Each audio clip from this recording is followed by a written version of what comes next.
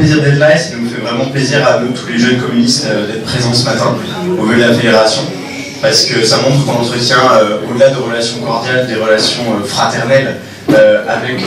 le Parti communiste. Et c'est très important, selon moi et selon nous, d'avoir ce genre de relation entre les jeunesses communistes et les sections du Parti communiste. Ces vœux de nouvelle année, j'aimerais dire une chose, qui est qu'en 2024, à l'heure où nous fêtons cette année le centenaire de la mort de Lénine,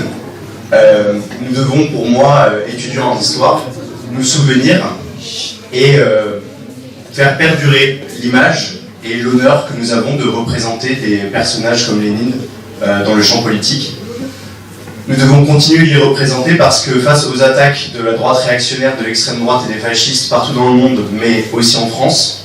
nous devons nous regrouper autour de ces symboles qui ont fait notre grandeur, qui la font encore, et qui doivent nous permettre de construire nos organisations et de les développer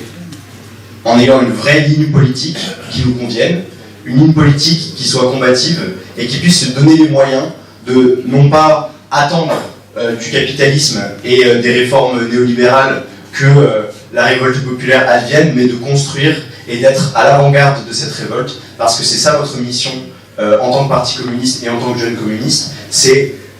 d'avoir une place de choix au sein du mouvement populaire, parce que nous en faisons partie, et donc le construire est d'une importance toute particulière.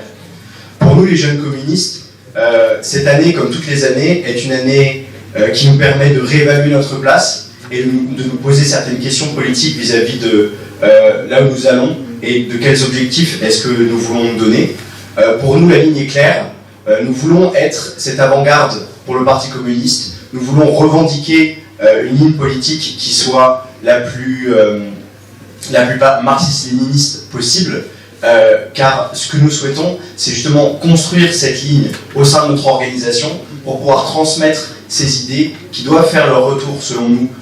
dans nos organisations, car elles font la force de notre mouvement politique et elles font notre honneur. Pour cette nouvelle année, nous espérons donc que nous serons pleins de lutte, que nous serons pleins d'espoir, et que face aux attaques réactionnaires, nous saurons nous organiser avec l'ensemble de la classe ouvrière et du mouvement et des mouvements populaires en France, avec les agriculteurs, mais aussi avec les professeurs le 1er février, avec les immigrés qui sont en danger de plus en plus par ce gouvernement et par la loi immigration, par les minorités de genre, avec les minorités de genre, avec les femmes qui sont aussi toujours plus méprisées par le capitalisme et par le gouvernement de Gabriel Attal et Emmanuel Macron. Nous devons nous organiser avec tous ces éléments de la classe ouvrière et de la classe travailleuse pour lutter tous ensemble et gagner. Merci.